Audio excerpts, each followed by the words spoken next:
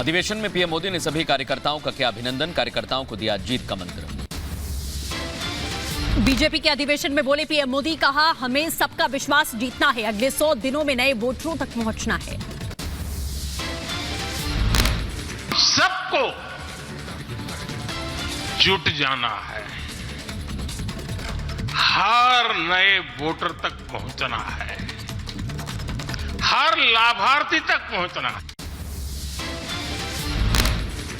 संत शिरोमणि आचार्य श्री विद्यासागर जी को याद कर भावुक हुए पीएम मोदी, कहा उन्होंने युवाओं को परंपरा से जोड़ा, उनका आशीर्वाद भारत को प्रेरणा देगा। तब पता नहीं था कि मैं दोबारा उनके दर्शन नहीं कर पाऊंगा। उन्होंने हमारे युवाओं को परंपराओं से जोड़ा। पीएम मोदी ने कहा विपक्ष भी लगा रहा एनडीए 400 पार का नारा, बीजेपी को भी 370 का आंकड़ा करना होगा पार, सारे लक्ष्य हासिल करना बीजेपी की शर्त। आज विपक्ष के नेता भी एनडीए सरकार 400 पार के नारे लगा रहे हैं। एनडीए को 400 पार कराने के लिए भाजपा को 370 का माइलस्टोन पार करना ही होगा। प्रधानमंत्री मोदी ने कांग्रेस पर निशाना साधा, कहा जनता को कांग्रेस से बचाना है, कांग्रेस भ्रष्टाचार, परिवारवाद और तुष्टीकरण की जननी है। पीएम मोदी ने कहा पूरे देश ने माना है कि हमने आतंक और महाघोटालों से दिलाई है मुक्ति, 10 साल का कार्यकाल बेदाग रहा।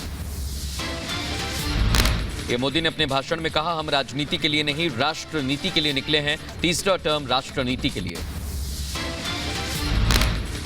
पीएम मोदी ने महिलाओं की तारीफ की, बोले भारत की नारी सशक्त हो रही हैं, 3 करोड़ महिलाएं बन चुकी हैं लखपति दीदी। बीजेपी के राष्ट्रीय अधिवेशन में पीएम मोदी ने दिया नारा, कहा उनकी अब की बार एनडीए 400 पार की रणनीति।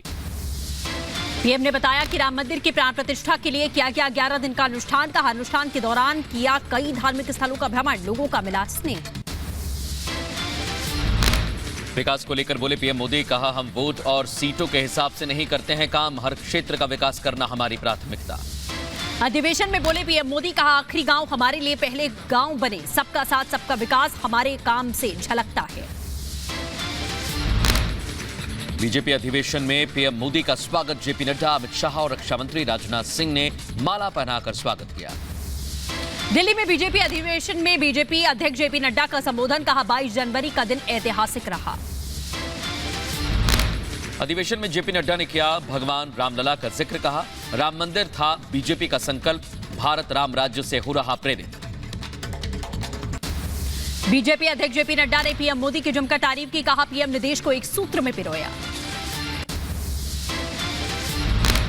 अधिवेशन में भारत माता के नारों के साथ गृह मंत्री अमित शाह ने शुरू किया अपना संबोधन, कहा अधिवेशन से विकसित भारत का संकल्प लेकर जाएंगे। बीजेपी अधिवेशन में बोले गृह मंत्री अमित शाह, कहा देश ने तय किया फिर मोदी बनेंगे पीएम। अमित शाह ने गिनाई सरकार की उपलब्धियां, कहा 10 साल में देश हुआ सुरक्षित, विश्व में भारत की नई पहचान बनी। गृह मंत्री अमित शाह ने पीएम मोदी की तारीफ की, साफ कहा पीएम ने जातिवाद, परिवारवाद, भ्रष्टाचार और तुष्टीकरण से मुक्ति दिलवाई। अमित शाह ने विपक्ष पर निशाना साधा, कहा विपक्षी गठबंधन भ्रष्टाचार की पोषक, केवल करता है तुष्टीकरण की राजनीति। अमित शाह ने कांग्रेस पर बड़ा हमला बोला, कहा कांग्रेस ने सिर्फ वोट बैंक बनाया, सनातन का अपमान किया। विपक्ष पर बरसे अमित शाह, कहा केवल अपने परिवार को आगे बढ़ाने के लिए काम कर रहा है विपक्ष, उन्हें देश से कोई मतलब नहीं। अमित शाह ने कांग्रेस पर हमला बोला, कहा कांग्रेस ने राम के अस्तित्व को नकारा, प्राण प्रतिष्ठा का न्योता ठुकराया, देश की जनता सब देख रही है। अधिवेशन के दौरान बड़ी संख्या में मौजूद रहे बीजेपी के कार्यकर्ता और नेता, सभी ने लगाए मोदी मोदी के नारे। दिल्ली में बीजेपी अधिवेशन का दूसरा दिन, बैठक में पीएम मोदी और जेपी नड्डा शामिल, मीटिंग के दौरान मंत्रियों को दिया गया जीत का मंत्र। बीजेपी ने लोकसभा चुनाव के लिए जारी किया थीम सॉन्ग, गाने में दिखी भारत के विकास की झलक। एमपी कांग्रेस ने जारी की दगाबाज नेताओं की लिस्ट, 62 बड़े नेताओं के नाम की सूची जारी की गई है। कमलनाथ के कांग्रेस छोड़ने पर खबरों पर भड़की है कांग्रेस। बीजेपी में शामिल होने के अटकलों पर बोले कमलनाथ, कहा मेरी नहीं हुई किसी से बात, अभी कहीं नहीं जा रहा हूं। कमलनाथ पर दिग्विजय सिंह का बड़ा बयान, कहा कहीं नहीं जा रहे कमलनाथ को लेकर सिर्फ अफवाहें हैं, उनके ऊपर ईडी और सीबीआई का दबाव है। कमलनाथ को लेकर कांग्रेस नेता दीपक सक्सेना का बड़ा बयान, पूरे पार्टी में कमलनाथ का अपमान हुआ, हार का ठीकरा उन पर फोड़ा गया। कमलनाथ की बीजेपी में शामिल होने की अटकलों पर बोले कांग्रेस नेता सुरेंद्र राजपूत, कहा कमलनाथ कठिन समय से ही कांग्रेस के साथ हैं, उनके समर्पण पर कोई संदेह नहीं है। दिल्ली दौरे के दौरान कमलनाथ के घर पहुंचे पूर्व मंत्री सज्जन सिंह वर्मा, कमलनाथ के बेहद करीबी हैं सज्जन वर्मा। कमलनाथ की बीजेपी में शामिल होने की अटकलों पर बोले कांग्रेस विधायक ओमकार मरकाम, कहा कमलनाथ खुद सामने आकर बात को स्पष्ट करें। कमलनाथ को लेकर छिंदवाड़ा मेयर विक्रम आहके का बयान, कहा हालात को देखकर लग रहा है कुछ न कुछ बदलाव देखने को मिलेगा। संदेश खाली की घटना पर सियासी घमासान, बंगाल में जमकर हो रहा है बवाल, बीजेपी ने की राष्ट्रपति शासन लागू करने की मांग। संदेश खाली पहुंचा टीएमसी का प्रतिनिधिमंडल, पीड़ित महिलाओं से करेगा मुलाकात। संदेश खाली में हुई घटना को लेकर बंगाल में जारी है बवाल।